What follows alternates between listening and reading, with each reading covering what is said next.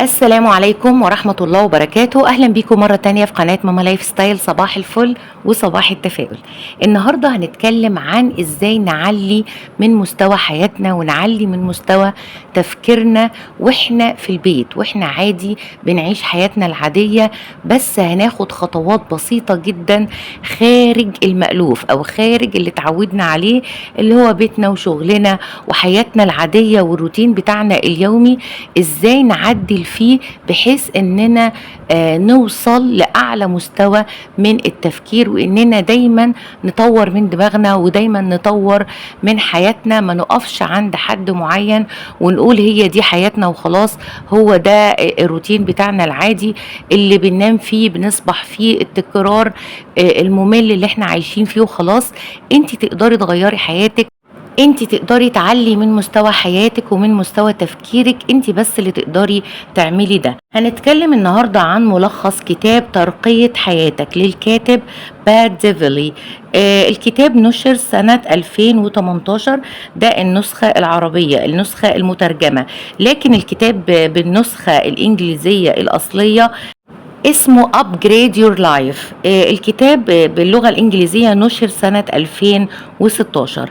فكرة الكتاب قائمة على إن الإنسان ما يسيبش نفسه يعيش الحياة اليومية المكررة اللي كل يوم زي ما هي، لمجرد إنه خايف من التغيير، خايف يخرج بره المعتاد والعادي، خايف يخطي خطوة واحدة بره دايرته المغلقة، بره منطقة الراحة اللي اتعود عليها، مع إن التغيير بسيط جدا، مش هيحتاج منه حاجات كتير او تغيير كبير، او انه يسيب بيته او يسافر او يغير حاجات جذرية في حياته. هي تغييرات بسيطة جدا في طريقة تفكيره، في افكاره، وبعد كده تغيير بسيط في روتينه اليومي علشان يقدر يوصل للنجاح اللي هو بيتخيله او يتمنى انه يحققه.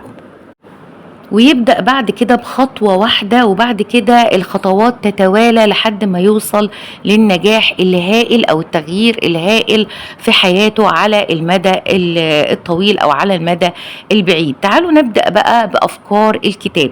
أول فكرة عجبتني جدا جدا جدا فكرة اللي هو بيقولها زي مقولة كده، بيقول إن أصحاب العقول الصغيرة يتناقشون حول الأشخاص، وأصحاب العقول المتوسطة يتناقشون حول الأحداث، وأصحاب العقول الكبيرة يتناقشون حول الأفكار. المقولة دي بجد تعتبر ملخص إحنا المفروض نعمل إيه في حياتنا. لو انت ست عادية جدا حابسة نفسك في حدود معينة ومش بتطوري من دماغك ولا بتعلي من مستوى تفكيرك، هتلاقي نفسك بتتكلمي اكتر حاجة عن الناس. فلانة عملت كذا، فلانة قالت كذا، طب هي ليه قالت كده، طب هي عملت كده ليه، المفروض كانت عملت كذا، طيب انا الكلام اللي هي قالته ده المفروض انا ازعل منه. ودايما شغله تفكيرك بالناس وايه المفروض يعملوه، مع انك اساسا مش بتعملي حاجه. انت ممكن تكوني قاعده تتكلمي بس عن اللي هم بيعملوه وعن المفروض يعملوا ايه والمفروض ما يعملوش ايه، وانت اساسا ما بتاخديش اي خطوه في حياتك ومش بتعملي حاجه غير انك بتتكلمي عن الناس طول الوقت. وتلاقي نفسك جوه دماغك دايما شغل تفكيرك بالناس، يعني هو ده شغلك الشاغل، دايما تفكيرك كله في الناس وهم عملوا ايه او ما عملوش ايه. حتى اما بتحبي تتكلمي عن نفسك برضو بتدخلي الناس في حياتك، زي مثلا انا ليه مش عندي زي فلانة، انا ليه مش عارفة اعمل زي فلانة، هي اشطر مني، هي ناجحة اكتر مني، هي بتعرف تعمل كذا، انا مش بعرف، وهكذا. يعني كلامك كله من خلال الناس ومن خلال الحاجات اللي هم بيعملوها. حياتك كلها قائمة على تفاصيل الناس وحياتهم، مش على تفاصيلك انت دايما يعني مش بتشتغلي الا على الناس بس. طيب لو انت ست بقى متوسطة وعقلك متوسط، تفكيرك وكلامك كله عن الاحداث، عن ليه انا بيحصل لي كده، ليه الحياة او الظروف دايما ضدي، ليه التحديات اللي موجودة في حياتي، ليه دايما عندي كده ظروف وحاجات بتحصل لي انا بالذات مش بتحصل للناس تانية اللي حواليا. انا بس اللي عندي ظروف، انا بس اللي عندي صعوبات في حياتي، انا بس اللي حياتي على طول بتتغير وانا مش عارفة اعمل اي حاجة. فكلامك كله عن كده، عن الاحداث اللي في الحياة، عن الاحداث اللي بتحصل لك، عن الظروف اللي موجودة في العالم اللي ضدك، ودايما بتعلقي قلة حيلتك او انك مش عارفة تغيري حياتك على الظروف وعلى الحاجات الاحداث اللي بتحصل لك بشكل يومي وبشكل مستمر. المشكلة ان الاحداث دي عادي جدا، لسه يعني الحياة متغيرة، الحياة كل يوم بيحصل ظروف وحاجات وتحديات كتير قوي، ولازم احنا نتقبل التغيير ده ونتقبل التحديات دي ونتقبل المواقف الصعبة اللي بتحصل لنا في حياتنا، ونحاول نغير رد فعلنا ناحية الظروف دي وناحية المواقف دي وناحية الاحداث دي. احنا مش مطلوب مننا اننا نغير الاحداث او الظروف او الحاجات اللي بتحصل، نغير نفسنا، نغير من روتيننا اليومي، ونغير من طبيعة تفكيرنا ورد فعلنا ناحية الظروف دي، عشان تقدري تطلعي لقدام وتاخدي خطوات عملية لقدام. لازم الأول تخرجي بره دايرة الأحداث اللي انتي حابسة نفسك فيها ودايرة الظروف، وتخرجي براها كده وتفكري بطريقة مختلفة وتغيري من نفسك الأول. أما بقى لو انتي عقلك متطور وعقلك كبير، هتتكلمي أكتر عن الأفكار اللي بتدور في دماغك، الحاجات اللي انتي عايزة تحققيها، الحاجات اللي انتي هترتبيها بشكل معين علشان تنفذيها، وتقومي تعملي بالفعل خطة وخطوات لتنفيذ الحاجة اللي انت تتمني انك تحققيها في يوم من الايام. دايما كلامك عن ازاي اطور من عقلي، ازاي اطور من حياتي، دايما دماغك كده شغالة بافكار جديدة، افكار نفسك تحققيها وبتعملي خطوات بالفعل انك تحققيها. دايما شغلة تفكيرك ازاي اعلي من مستوى حياتي، ازاي اعلي من مستوى تفكيري، ازاي افكر بطريقة صح. دايما ده هو شغلك الشاغل في الحياة. الفكرة بقى التانية، اتكلم الكاتب عن تمرين مهم جدا، وهو اننا نكتب 10 حاجات لمعنى النجاح في حياتنا. ايه هو او النجاح بيمثل ايه في حياتنا على مستوى كل جوانب حياتك، سواء بقى الجانب العملي او الجانب الاسري او حياتك الشخصية، ايا كان الجوانب دي. اكتبي 10 معاني للنجاح في حياتك. وقال الكاتب اننا نبعد عن مقياس النجاح اننا نقيسه بالفلوس، يبقى عندك فلوس كتيرة، او تقيسيه بالشهرة انك تبقي مشهورة جدا، لان دي تمثل القيم الموجودة في حياتك. لو انت القيمة العالية عندك الفلوس او الشهرة، فانت كده محتاجة تعيدي النظر في القيم والأولويات الموجودة في حياتك. في حاجات تانية كتير قوي نقدر نقيس بيها النجاح، زي مثلا انك تكوني راضية عن حياتك، حاسة بالرضا عن حياتك، او انك مثلا تكوني حاسة بالامان المالي. بلاش تقولي مثلا انك يبقى عندك فلوس كتير، اكتر ما انك تقولي انا عايزة احس بالامان المادي او الامان المالي، او انك تحسي بالامتنان والشعور بالامتنان والشكر لربنا على النعم اللي موجودة في حياتك. الإحساس بالرضا والامتنان، وإنك حاسة كده بإحساس كده روحاني حلو قوي، إنك بتشكري ربنا على كل النعم في حياتك. ده في حد ذاته مقياس مهم جدا للنجاح في حياتك، إنك حاسة إنك راضية عن سعيك وراضية عن اللي انت عملتيه في حياتك، بتسعي على قد ما تقدري تغيري حاجات كتيرة في حياتك، بس راضية على المتاح، وبتحاولي عن طريق المتاح ده تغيري حاجات كتيرة قوي في حياتك. كمان قال ان ممكن يكون مقياس النجاح انك تعملي اثر كبير قوي في حياة الناس اللي حواليكي، يكون اثر ايجابي، وانك كمان تسيبي اثر ايجابي بعد ما حياتك تنتهي، وتحسي انك دايما مؤثرة في حياة الناس اللي حواليكي.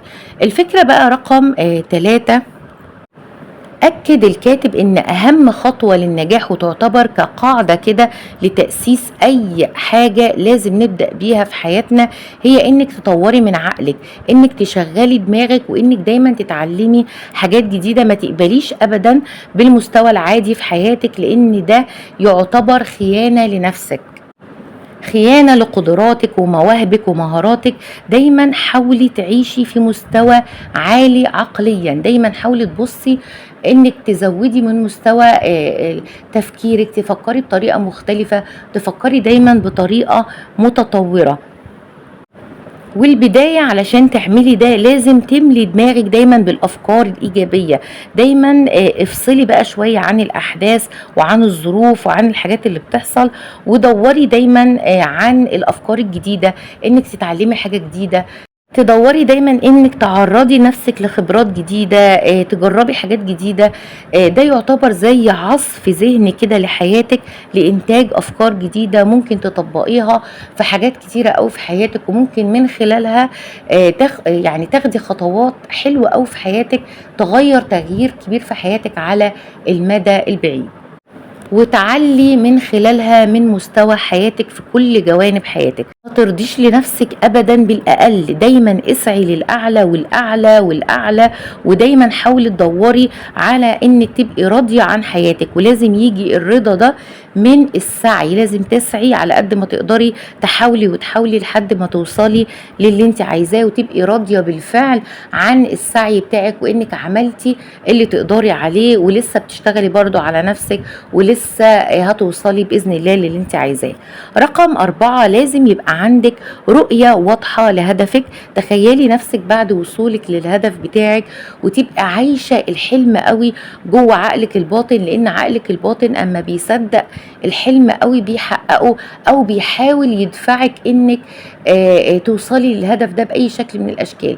دايما يعتبر حافز ليكي رؤية الهدف وتخيله انك توصلي للهدف ده باي شكل، حتى لو انت هتغيري من حاجات كتيره في حياتك، وتعدلي من اسلوب تفكيرك، تعدلي من اسلوب حياتك علشان توصلي للهدف ده، وتعيشي اللحظه اللي انت بالفعل متخيلاها في عقلك وفي دماغك.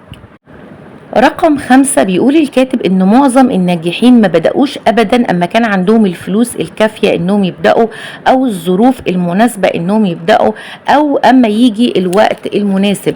لا بالعكس، هم بيبدأوا بكل بساطة بالمتاح عندهم لحد ما يوصلوا اللي هم عايزينه، وبيحاولوا يستغلوا المتاح ده ويحققوا منه اقصى استفادة ممكنة للوصول للنجاح. واهم حاجة ركزوا عليها هي الافكار.